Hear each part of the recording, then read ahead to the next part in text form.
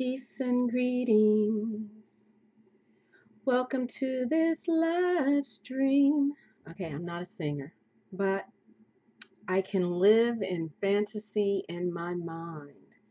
I'm a legend in my own mind. Alrighty, so we are here today. It's December 6th, 2018. And as usual, we're going to give it just a couple of moments to see who comes in the chat room. And what I'd like to get through today is our hexagram reading number 26. Number 26 that we didn't get to a couple of days ago. So we're going to go through the 64 Faces of Awakening, hexagram number 26. And let's see, a little bit of Tao in there. This ancient wisdom. Wisdom is timeless. There is no time period or age for wisdom. Welcome, Yushindi Yake. Welcome, welcome, welcome. Okay, I just need to get a glass of water, and I will be right there.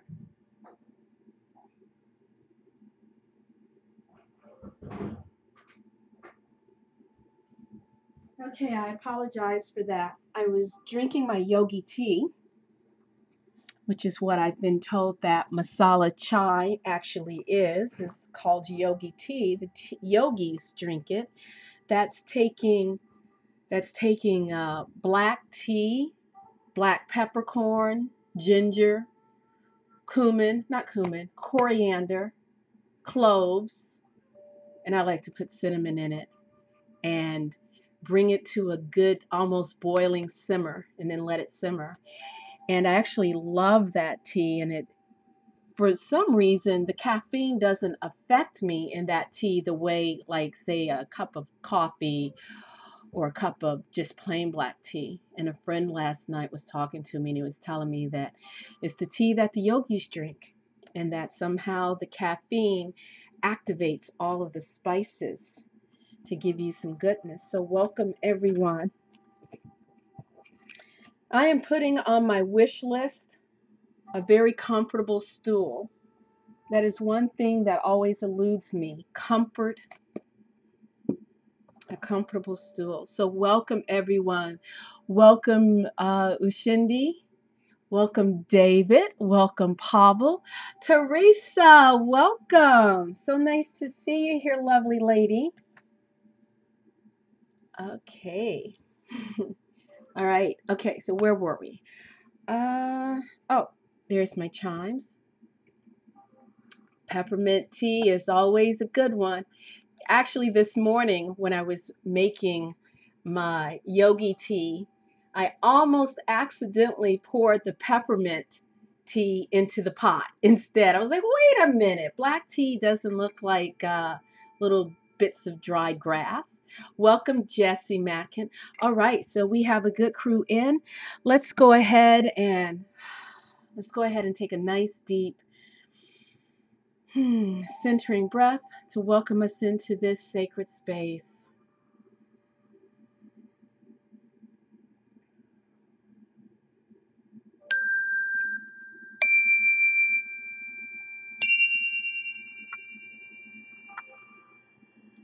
So thank you, everyone, for being here.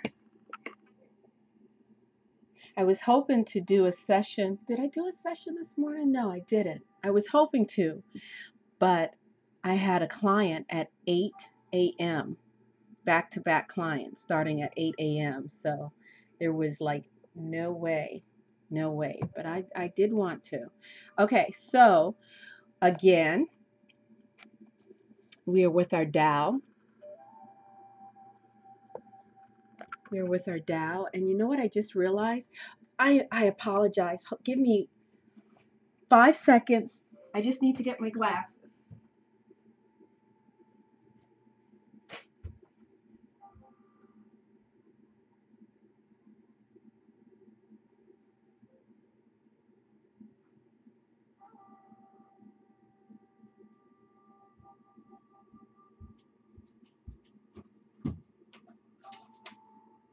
Okay, I am back. I'm starting to realize I probably need to get a second pair of reading glasses. Keep one here at my computer so we don't have to worry about that. Okay, all right. So we're looking at Tao Te Ching. Okay, so I just opened it up, just random, which is what I like to do. The only time I might reopen the book is if we've already done a chapter and it was just, not too long ago. So I just opened the book and we are on chapter 53.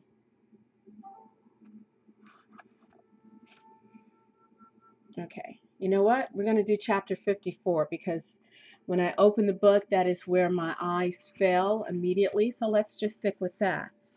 So 54. All right. Trying to get all of this situated. Give me one moment. So we are on chapter 54. Some rules. Some rules. Well planted is not uprooted. Well kept is not lost. The offerings of the generations to the ancestors will not cease. To follow the way yourself is real power. To follow it in the family is abundant power. To follow it in the community is steady power. To follow it in the whole country is lasting power. To follow it in the world is universal power. So in myself, I see what self is. In my household, I see what family is. In my town, I see what community is. In my nation, I see what a country is. In the world, I see what is under heaven. How do I know the world is so? By this, the way. And always remember, anytime you have that translated the way, is the Tao. To follow the Tao yourself is real power. To follow that flux and flow, ebb and flow of energy is real power. Takes us back to the ancient Wu, the ancient Chinese Wu, the shamans, or as Benabel Wen likes to translate it, witches. They learned of the Tao. They learned of the energies of the I Ching, the energies of the universe, by getting to know themselves. The center of themselves was the center of the universe.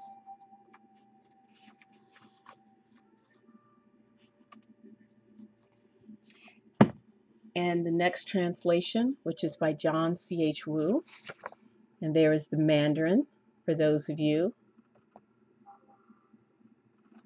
54. What is well planted cannot be uprooted.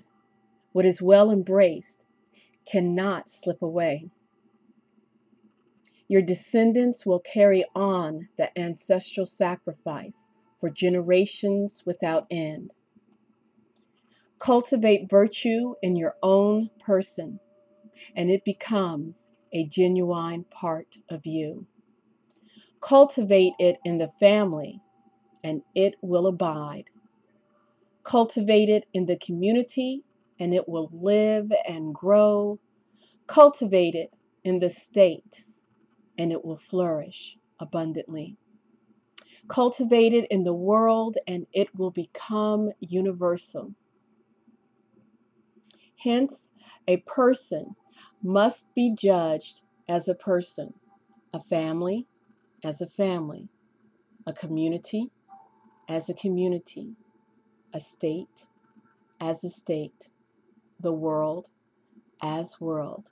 How do I know about the world? By what is within me. There we go again. That center of the universe as expressed by the knowledge and the research of the ancient Chinese Wu. Looking at the center of your being, whether you go by the Japanese energetic system of the Hara or the Chinese energetics, the Dantian, and I'm sure in other cultures there's in the West we call it your center of gravity, that place just below your belly button or just above your belly button, that right there. We are in a physical realm, we are in a physical world, so we are going to have physical landmarks. And by meditating within, by having that as your focal point where the energy flows, whether it's the heavenly energies coming down, the earthly energies coming up and meeting inside of you. And as David Lux points out, the solar plexus chakra, your place of identity. And there we have it, knowing who you are. Wasn't it in, I'm not sure if it's the Temple of Luxor, the temple at Luxor. I believe it's written on the walls, on the entrance, exit, or entering, know thyself. It is very pertinent. Know thyself, because when you know yourself, we are a fractal of the universe. We are a fractal of the world tree. And knowing ourselves, we're able to thus know the universe, the beginnings. Okay, so we are going to look at, here, let me put my phone on silence. We are on hexagram number 26. I'll go ahead and do the hexagram first, and then we can share the 64 Faces of Awakening. So we are on hexagram number 26. And what does that say? The taming power of the great. Let's see. Trying to get the focus to come on. Come on, focus. All right. Maybe I'm shaking a little bit too much, so that focus isn't going to come in. I will sit that right there. And we're going to take out Benebell Wynn's translation. And for those of you who missed Benebell Wynn's limited edition of her tarot deck, there will be a second edition, which will be slightly altered and a new book coming out for the second edition in 2019. So that is exciting. So we're looking at hexagram number 26. And let's see.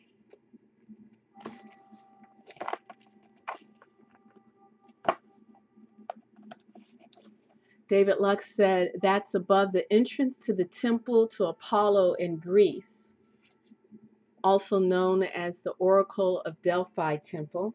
And that is the phrase, I believe he's referring to the phrase that I mentioned earlier, know thyself. So in a way you can think of it, what is your mission in life? What is our mission in life? But to know ourselves. So here I will put this here so you can see those words, right? All right. I love the bone script. It gives so much fodder for creativity. So Benebell Wynn, so let's see, Mahatma Devi translates it as the taming power of the great, self-discipline, concentration, strengthen your character from within, self-awareness, realizing potential. Wow, what an amazing segue. As we just left that last statement that I said of know thyself. Know thyself. And, as I sit here and I'm realizing it, know thyself is like the utmost mission of your life is to know yourself. And then we're looking at hexagram number 26 and self-awareness, realizing potential, strengthen your character from within. Benabel Wynn titles this hexagram, Da Chu, is the translation, holding back, imposed limitations, control, forbearance, and it's mountain over heaven. So we're going to look at the mountain bagua, of course, and the heaven bagua. So the mountain bagua, the one on top. Actually, no, I'm going to start with the heaven bagua because you always read the hexagram from bottom to top. The heaven bagua. Of course, we have 3 yin lines, 3 masculine lines. Creation, the creative force, divine yang, strength and creativity, expansive energy. The sky, power, authority, the celestial kingdom, the immaterial and intangible the element is metal. Direction northwest, cardinal autumn, and winter solstice. Life aspect, fatherhood, blessings, allies, friends, opportunities.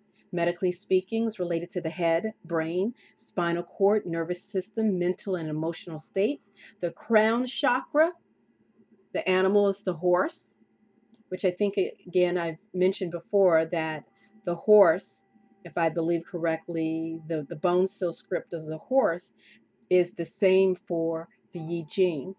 Archetype, the philosopher, the sage. The immortal is Han Jianji, patron of musicians.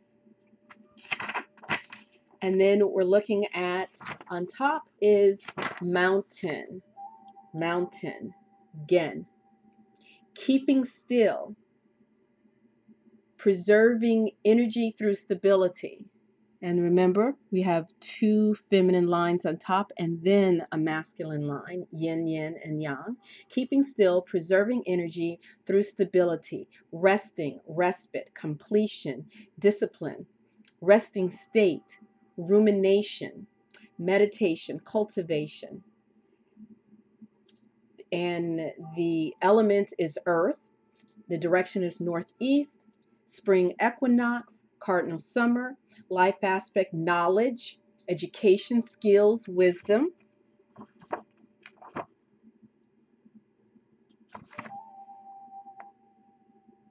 Medically speaking is the head, joints, skull, neck, upper back, shoulders, tumors, circulation blockage, and the chakra is the root chakra. The animal is the wolf. The archetype is the scholar, the artist. The immortal is Zhang Guo Lao, patron of occultists, alchemists, necromancers, and healers. So we look at the heaven, that's connected to the head, the brain, your nervous system, mental and emotional states, what you're thinking, what you're perceiving, what you're bringing in. And then the mountain, you have the hands, the joints, the skull, the upper back is sort of like that part of you that's able to manifest and bring into being. You have the crown chakra and then the root chakra. So the crown chakra is heaven and the root chakra is mountain. And I like to share all this information with you, and not necessarily like trying to explain, because it's going to have different meanings to each and every one of you, but it's good to have all of these correspondences, because then the way I'm thinking is that they give you kind of like a prompt to your own intuitive thinking. Oh, well, that could be related to this, and I could use that energy for this or that. So that's why I share that with you. So number 26, just going to read this. You hold great power and potential, but restraints are necessary to temper that power and keep it under control.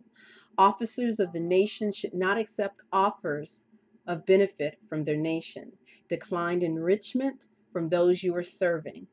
If you forbear them accepting rewards or compensation for your service to the public, then your forbearance will bring you even greater prosperity than those offered rewards. An auspicious omen for great undertakings, advantageous for you to proceed to your endeavor. And so that's sort of the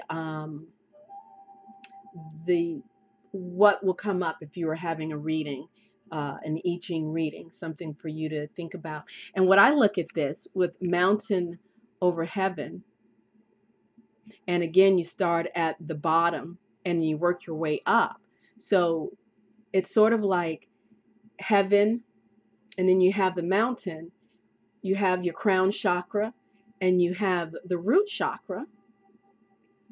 And what do you have in between there? You have your heart. So you're having the inspiration, the creativity that comes in through the heavenly energies.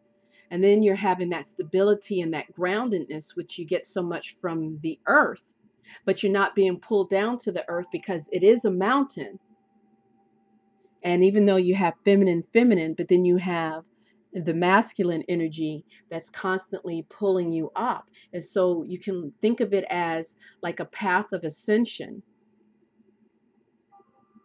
So knowing yourself, self-awareness, realizing your own potential, incorporating self-discipline, which I am always working on. It's a work in progress for me to keep going and keep going, you know.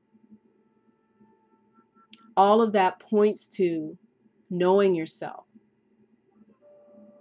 So there's a lot of good energy here.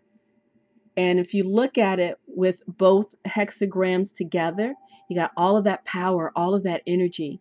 And then you have sort of like this womb where you can gestate, and you know, you're focusing on your center within that little womb space there.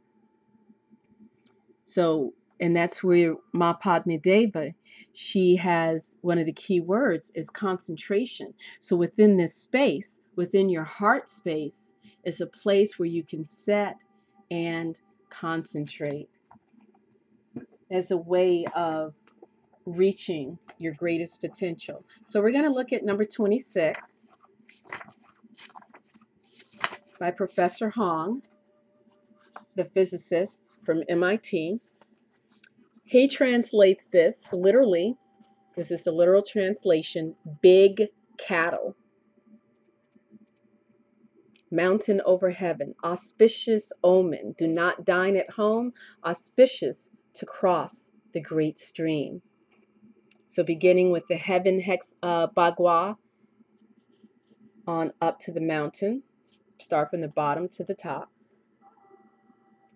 Danger. You will profit.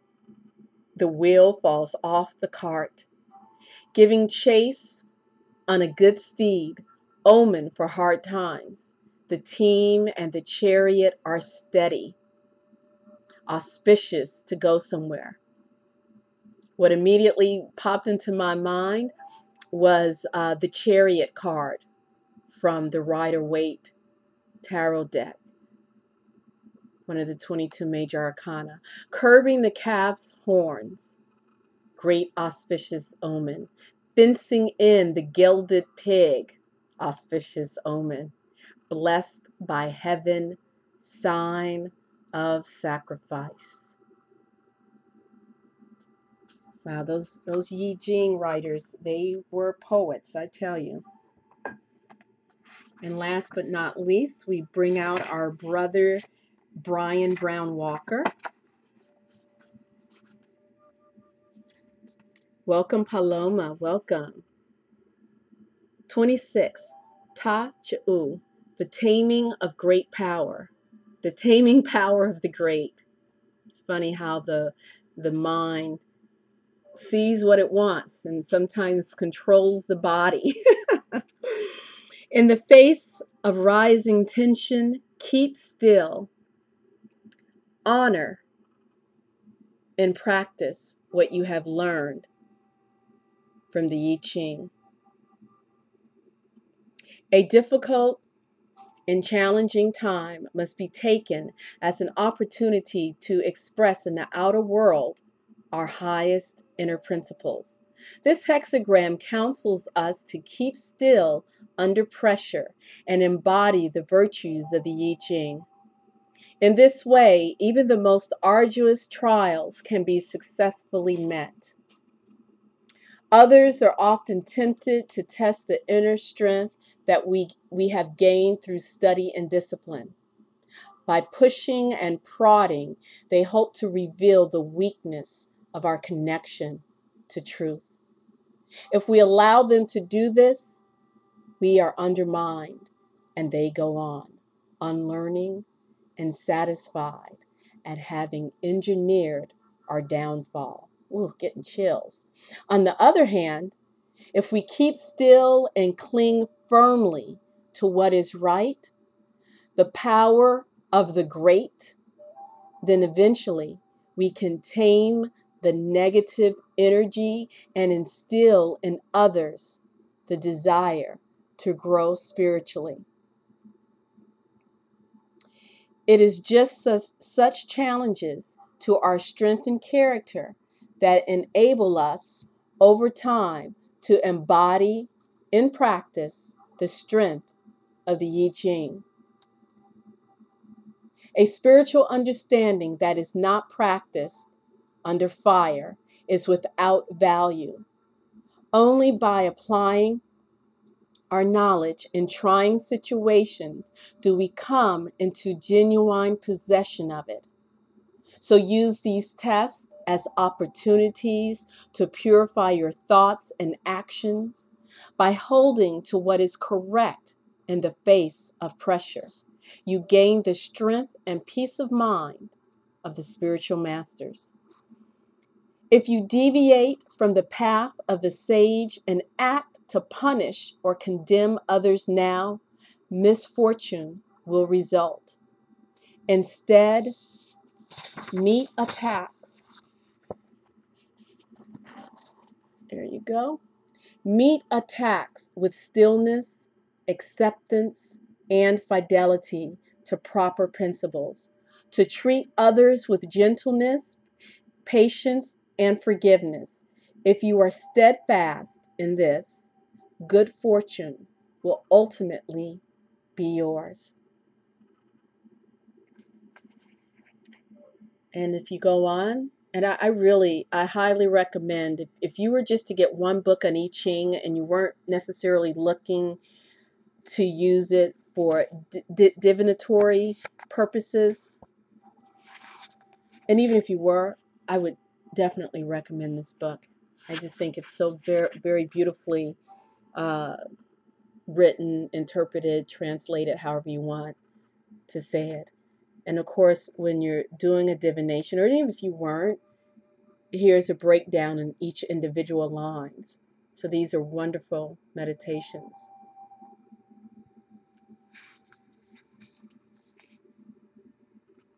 And last but not least, before I let you guys go, from the Wisdom Keepers 64 Faces of Awakening,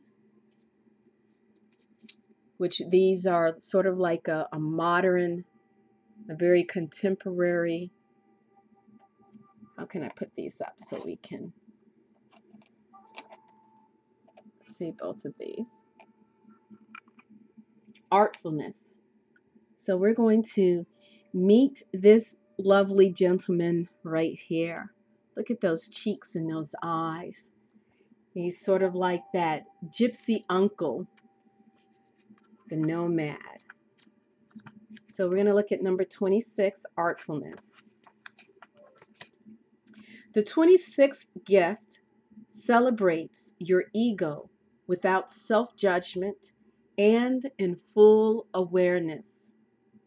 The gift, artfulness, shadow, pride, city, invisibility. My wisdom story. My father was a conventional, hardworking man. No pain, no gain, he always said. He never understood my acting ambitions. So I went on a mission to prove him wrong and make him and myself proud. I would become a famous, respected actor. If I had to kiss up to a producer, seduce my fans, or publicly criticize a competitor, so be it. My take no prisoners strategy worked. I climbed up the ladder of fame with the sheer force of my will. I was in every blockbuster, boasting every chance I got. My public relations team milked my celebrity and dealt with the fallout, while I tracked my popularity and courted my fans. I was addicted to stress. I couldn't relax, not for a single moment, until my immune system crashed. As I watched my celebrity fade along with my physical strength, I became aware of just how terrified I'd always been of disappearing, of discovering that my life didn't matter. I started feeling pangs of guilt for all of the ways I had manipulated and disrespected people who had seemed weak and vulnerable to me. I started questioning the dreams I always believed were mine and everything I had learned about success. Thanks to my body, I was forced to stop imposing my will on the world and to start listening within. Over time, I felt calmer, and my heart grew warmer. My immune system strengthened as a new intention grew inside of me. I wanted to serve the world through my art, not just prove my worth. So I began writing plays for smaller stages, plays about love, life, humility, and the human experience. My passion for the creative process just naturally drew the attention of the right people. For the first time in my life, it felt like magic was at work. I still love the spotlight, but now I know I am no longer selling myself. I am selling love. Oh, as I was reading this right to the end, I started to get kind of goosebumps. That is so beautiful. That is so beautiful. And it's sort of like ended, and I happened to look up and see Pavel wrote, Tamu, you have point us to our heart. This morning, I had posted on Facebook. The post was, okay, let me see, because, it didn't happen unless you posted a picture of it. I had posted on Facebook, and please excuse my phone. I was enjoying pomegranate this morning while I was scrolling through.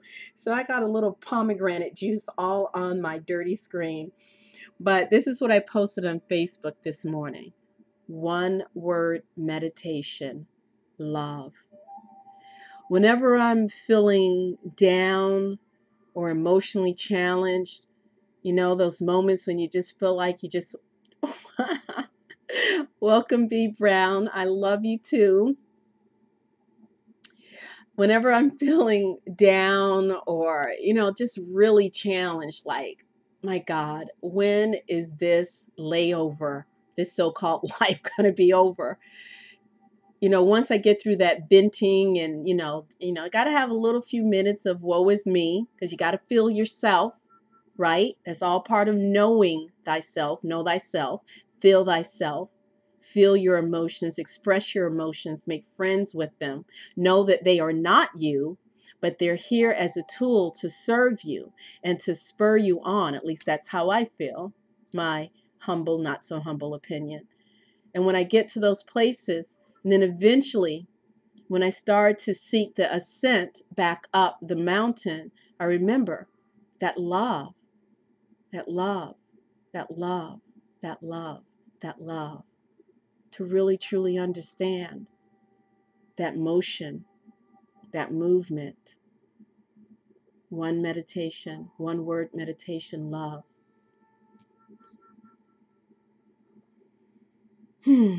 Yeah, as Natalie Case says, love is the key. And when you look at number 26, artfulness, artfulness there, you saw in the beginning of his life, he wanted to prove himself. He wanted to prove that he was worthy. He wanted to prove that he can do this. It was all about him, him, him. And then eventually, his body was like, yo, man, I'm done. You want to ignore your heart? You want to ignore the most important, most energetically powerful organ in your body, the heart? You want to ignore that? Well, hey, we're going to shut this sucker down. And then once he turned inward and realized, it's all about service, being there for others, propping others up. You don't have to prove anything. Just give. Give your love. Smile on your brother. Smile on your sister. That's what I was thinking and feeling when I got to that last part. Where was it again?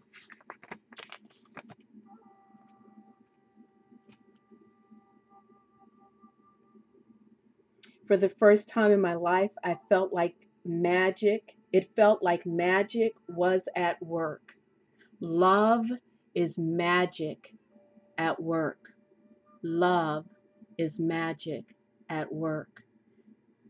I would dare say if we all focused on living from our hearts.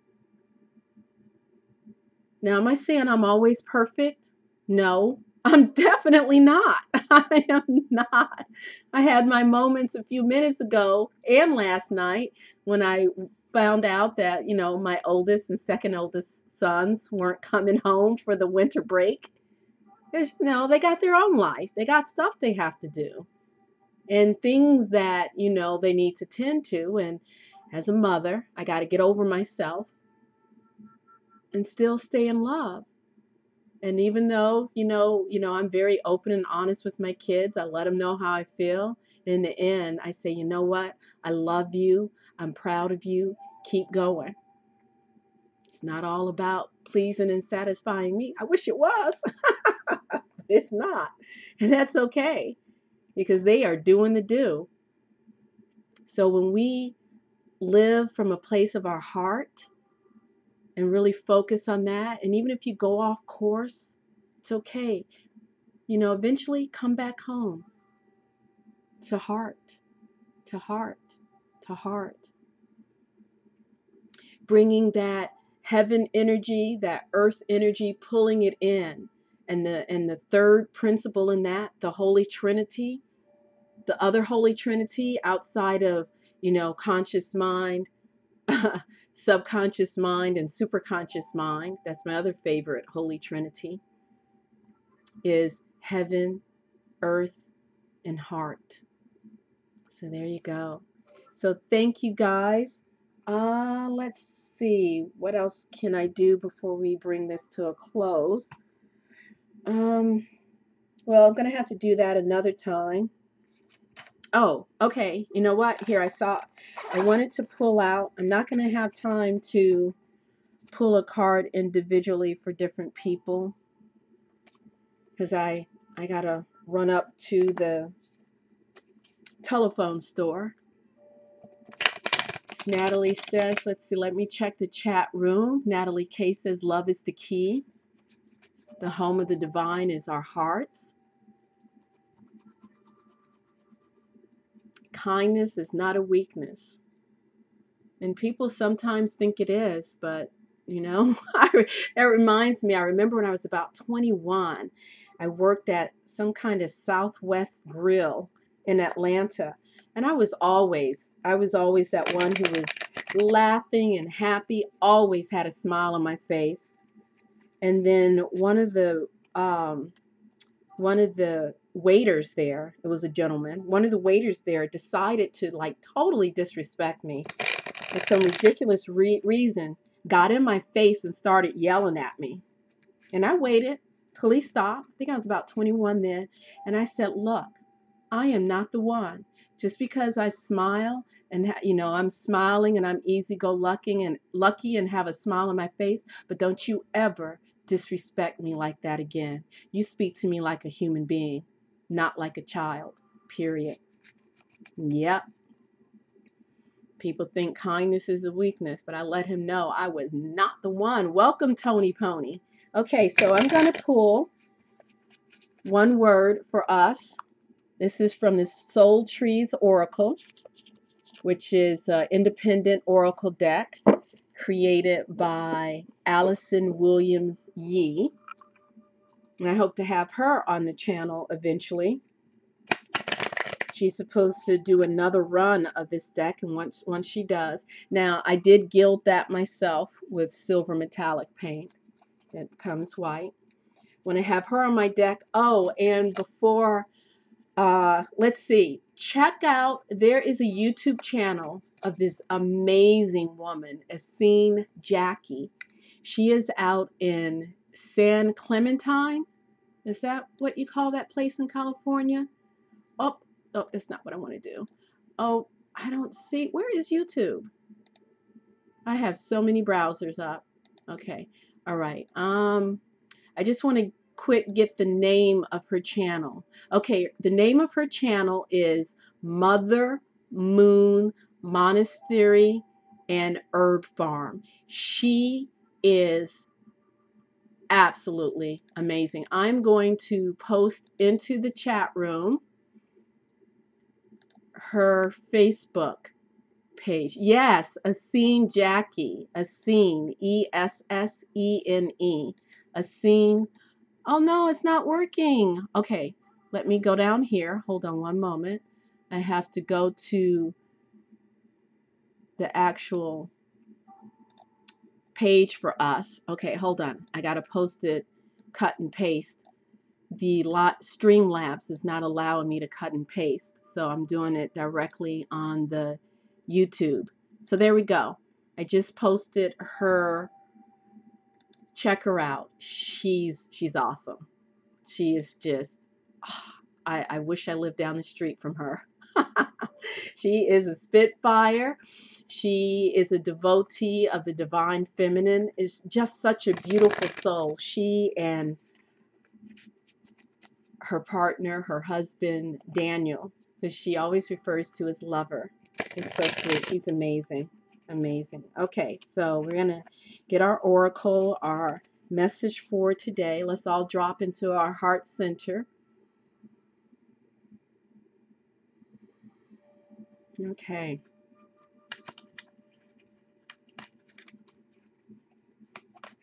Okay. So here we go.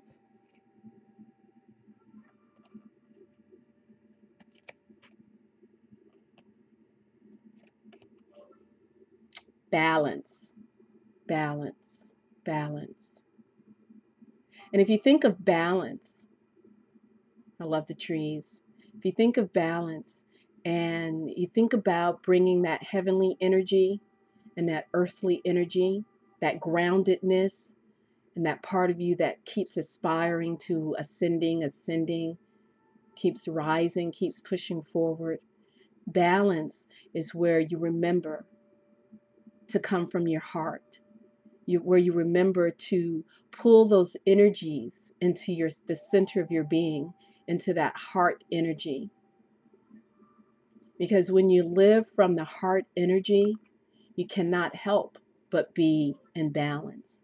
Because love does not see the sins of her brothers or sisters. Love sees only the best and works from the best. No, love is not blind. Love sees what is and works through balance. So that is our little message for today for all of us to continue to seek balance. Because when we seek balance, we will continue to have the fruits of the Spirit, to be in service, to be in love, to give. And also, in all your giving, be okay with receiving as well, because that is another form of love.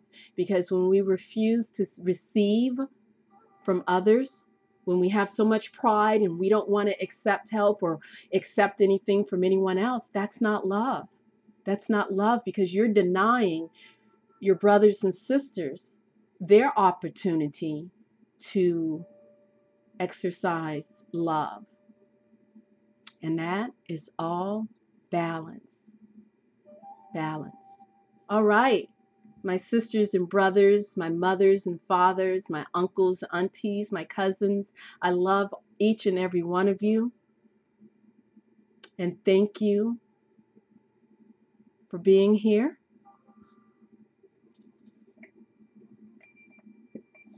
So let's take a moment to take a nice deep centering breath as we leave this sacred circle. We open it up. Let's take a moment to remember our ancestors and to remember all those who have come before us. It is upon their backs that we stand. Let's do them proud. I'm Tamu Angina, Priestess Heart. I wish you peace and great bliss.